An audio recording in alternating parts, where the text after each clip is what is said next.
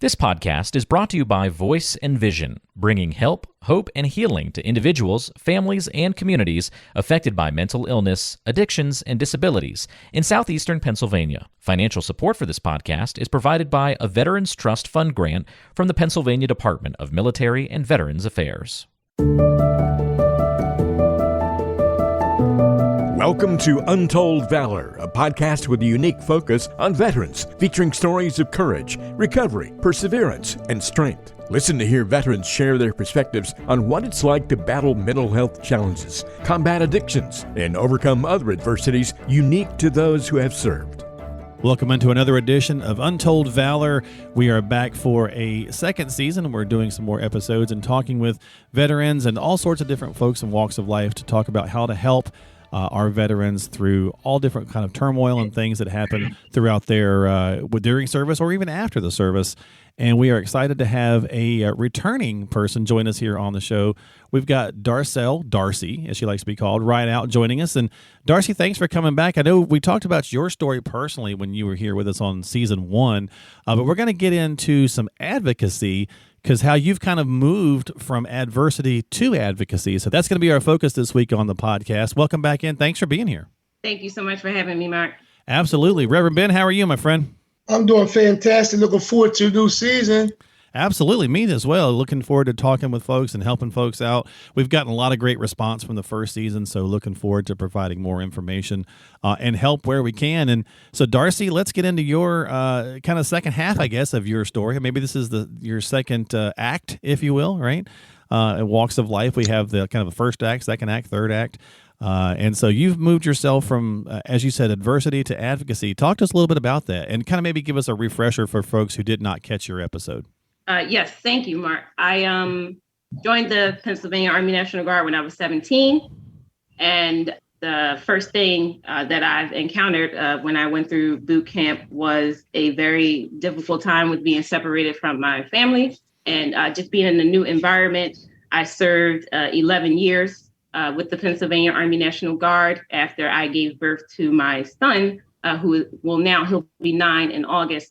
I experienced some depression, some anxiety, some issues with PTSD. Mm-hmm. And when I came forward with those difficulties with mental health to my leadership, I was shamed for it. I was told that there was no way that I could be experiencing any of those things because I was a soldier and a mother. But after I hit rock bottom, my lowest point with in a suicide attempt in 2016, and I sought help at the Cohen Clinic at the University of Penn in Philadelphia. Mm-hmm. I decided that after that, I wasn't going to depend on anyone but myself to help myself. Right. And that's fantastic that you got to that point where you're saying, okay, I'm moving myself forward. And so let's talk about that transition piece and how you've brought yourself, I guess, back and forward and how you've moved into helping others. Yes, of course. So CBT, as we know it now, most people call it talk therapy. Mm-hmm. I had never gone through that before. I didn't know what it was. I didn't know what to expect. Like most people, I was afraid. Okay. I didn't think that it would be more speaking about how to deal or respond to situations rather than I thought it was just talking about my thoughts and feelings. But when I went through CBT, cognitive behavioral therapy at the Cohen Clinic at the University of Penn, it changed my life. It sort of taught me that the things that I was experiencing as far as depression and anxiety were not things that I had to deal with, to live in silence, to deal with them on my own, to sort of experience those things without any help or assistance from anyone. And once I completed CBT, I was asked to give feedback and if I would refer anyone else to the Cohen Clinic. And I did. In my feedback, I let everyone know that I could not understand why therapy services would be something that people would be discouraged from seeking or going to, because it was completely life-changing. And I'm thinking to myself, is this what we're encouraging people and telling people not to do? So it did not make any sense to me. And once I began to refer more Army National Guard soldiers, or, people who was going through what I was going through, the Cohen Clinic was able to help almost 200 people within that same year. Wow. In 2016. Yeah, they opened up in 2016. I completed therapy services in 2017. So in 2017, the Cohen Clinic was able to assist soldiers in Pennsylvania.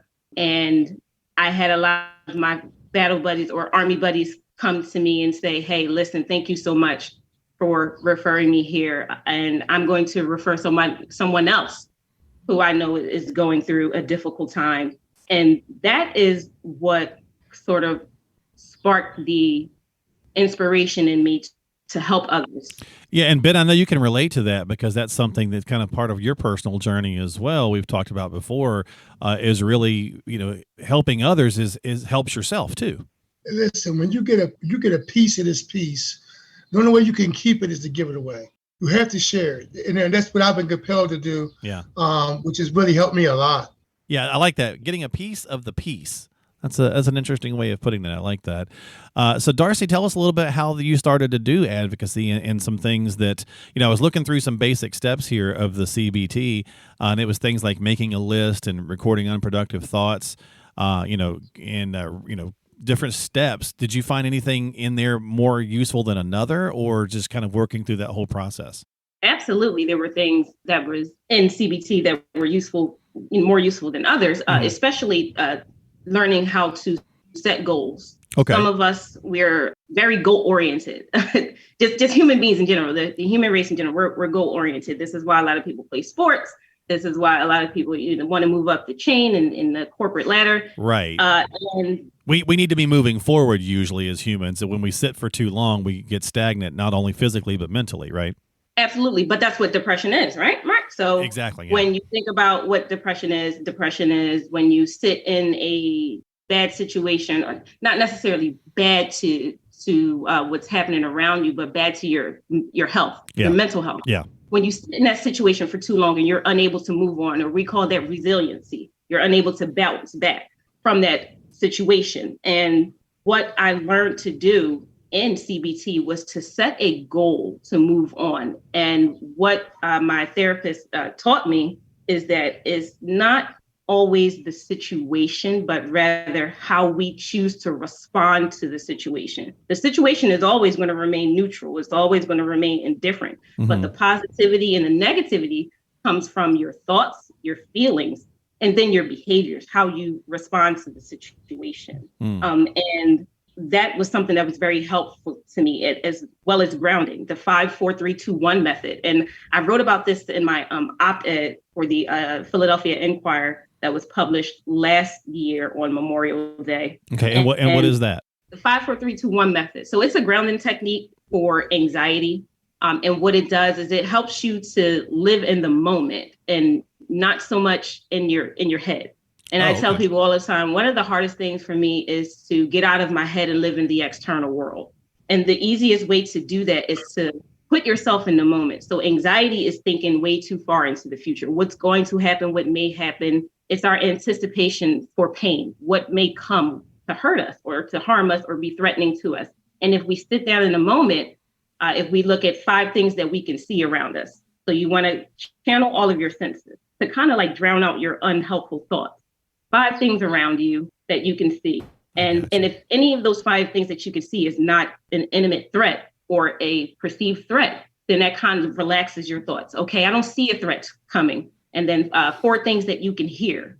I can hear the sound of my heart beating. It may be racing. I can hear, it may be traffic. I can hear my loved ones in the background. Other things that are going to distract you from the sound of your own thoughts. And then 3 things that I can feel. So a lot of people, when they become anxious, they may twirl their thumbs, they may rub their legs, or they may rub themselves. Those are also things that brings us comfort. So if you're rubbing something soft, this is why we give children who need comfort, like a soft blanket or something that they can fidget with. So there's 3 things that you can feel, and then 2 things that you can smell. So in the moment, if I could, say I'm outside in nature and I can smell the fresh air, That is a sign that nothing's happening around me. There's no fire. I don't smell any smoke or anything like that. So I'm okay. Or you could probably smell your own perfume or something that you're wearing, something that brings you comfort and joy. And then the last thing is taste. One thing I can taste, something that I can remember. Maybe you have a cup of coffee next to you and you want to take a sip and something warm or your tea, and that brings you comfort, or something sweet. Sweet things brings a lot of us comfort. Right, yeah. And when I learned that method, I was able to tell myself, hey, nothing is happening right now in this moment. And anxiety is one of our senses. We have more than 5 senses, of course, but anxiety is a sense. It's, a sense that something's going to happen to you. But if it's not happening to you right now, then everything is okay. That's really interesting. I like that. That's pretty, I hadn't heard all those different steps before. So thank you for walking us through that. And so you learned this method, and now you still use this regularly? Oh, of course. And I use it when I have to calm my children down. My 2 sons, they suffer from separation anxiety, just like I do. And sometimes I have to tell them, hey, listen, everything is okay. You're here with mommy now. I understand that, we're going to separate at some point, but as of right now, everything is okay. And especially in the mornings, Mark, as I've told you before, one of the most challenging part of my day is deciding when to get out of bed. So I know that I'm eventually going to get out of bed, but when to get out of bed is the time that it brings me a lot of anxiety, because I don't know what the day is going to bring. So I have to calm myself down in those moments in the morning and tell myself everything's okay and everything is going to be okay. Reverend Ben, any thoughts, anything you'd like to chime in with?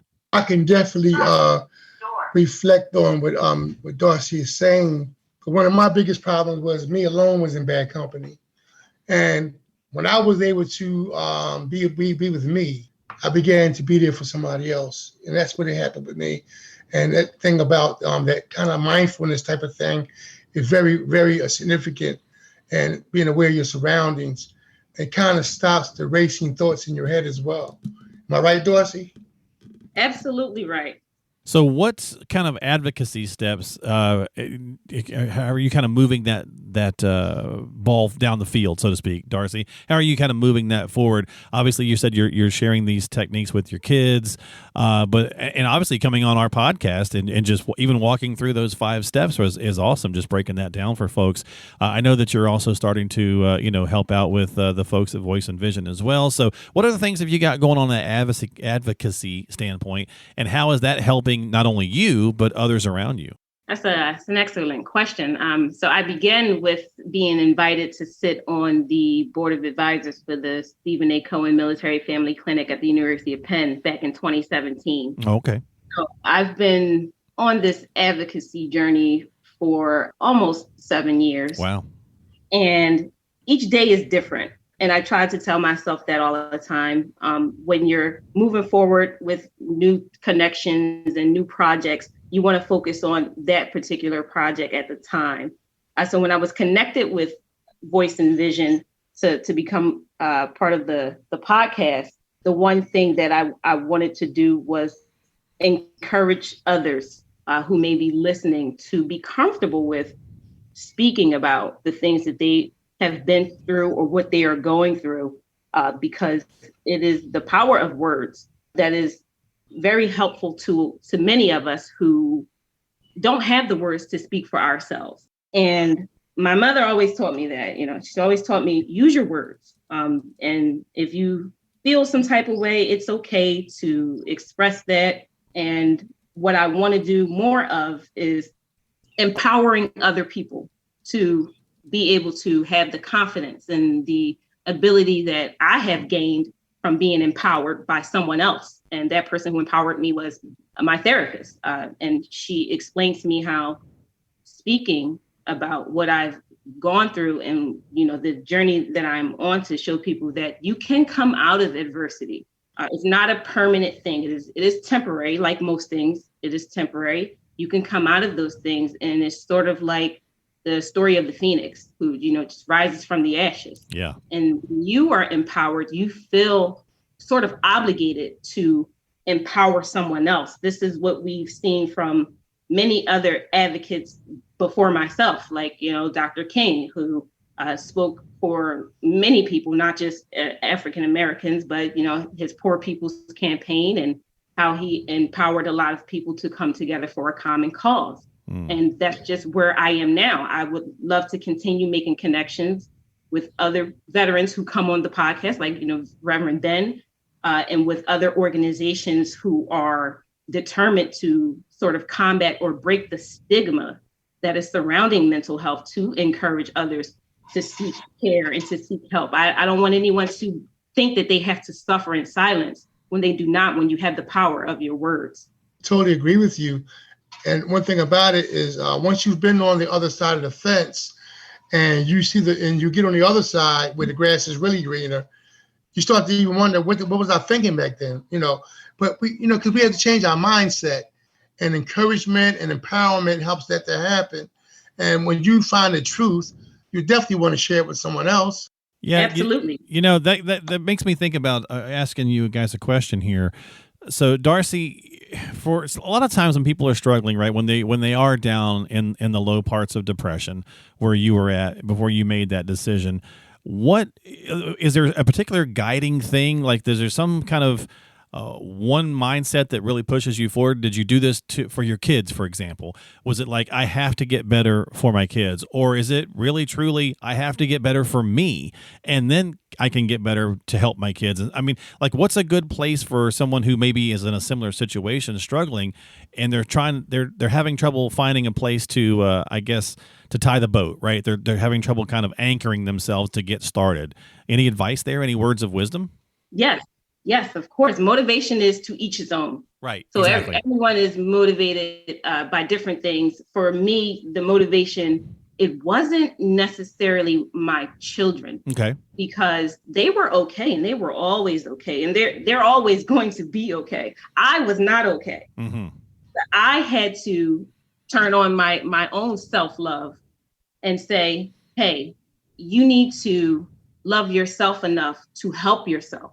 Okay. And if you don't help yourself, how can you expect others to help you? And if you don't help yourself, how can you expect yourself to be available to help others who depend on you? Right. So it was me turning my empathy and what I feel for others inward back into myself for self-love. Wow, exactly, Darcy, and you're so deserving of it. And so are the many veterans out there also deserving of that. And I'm glad you said that, to let them know that we are worth it. And listen, God has called us to a higher purpose than we even know. And depression is, if I could say, use the word, the enemy's way of blocking us from our destiny. We got to get past that and see that, yes, we can. Yes, we can. And we will.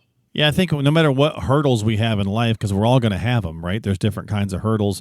You've got to find that toehold to get started, right? To push yourself in whatever direction Darcy was saying earlier, right? As humans, we keep moving forward, or at least we want to. We're kind of just compelled to do that. But sometimes when depression or other, maybe an addiction or whatever takes over, it's hard to find a way to pull ourselves forward. And hopefully things like this podcast and resources out there, sometimes it's just like, let me just reach out to somebody and just get this ball rolling somehow.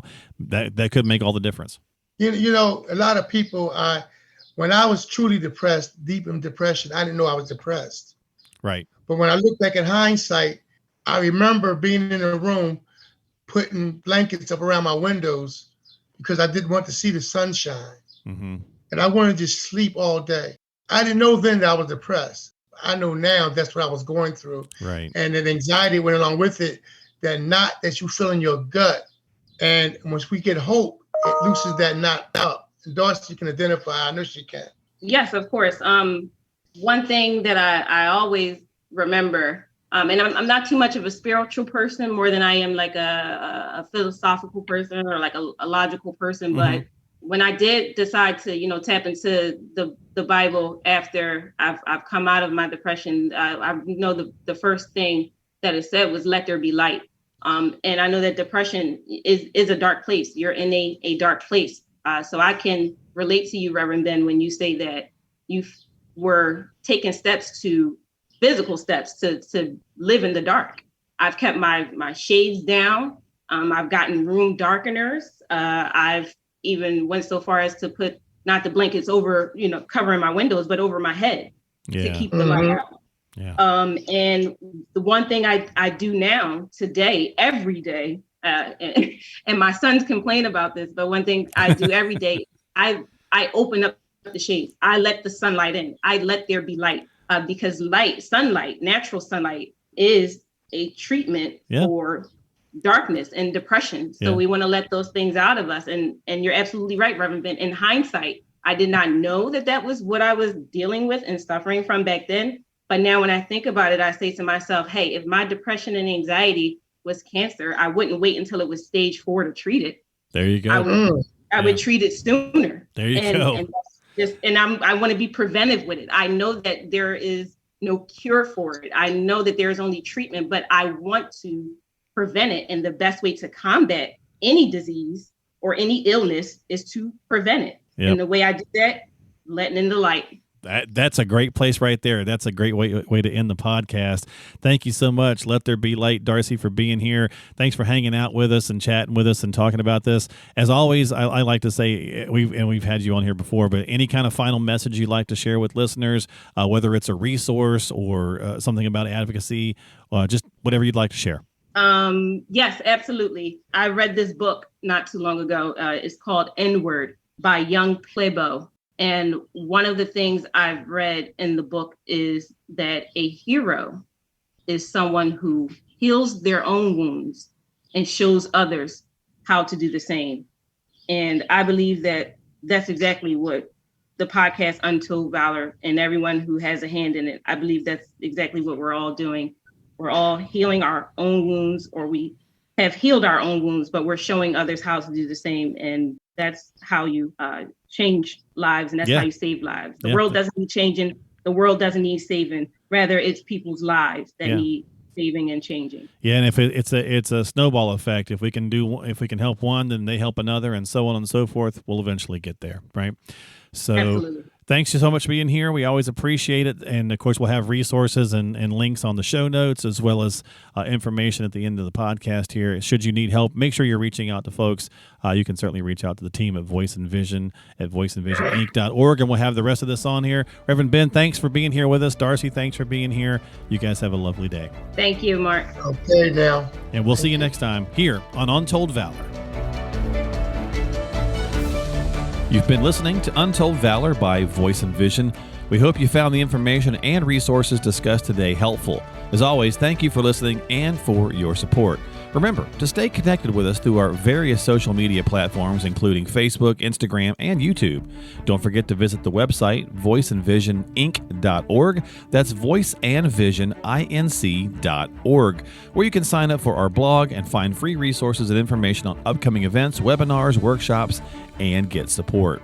You can also access our free help and hope guide for individuals and families struggling with substance use and addiction. If someone you know is struggling, please reach out for help, because you and your life matter. Remember, the National Suicide and Crisis Lifeline is available to you at any time by dialing 988. We are all ambassadors of hope and recovery. And if you want to share your story, please contact us. Compeer Corps is also looking for veteran mentor volunteers and veteran participants. To find out more information about Compeer Corps, please call 610-541-0790. That's 610-541-0790. You can find all the links and contact information for the resources mentioned on today's episode by checking the description and the show notes section of your app. Thank you again for tuning in and for your support. Until next time, this has been Untold Valor.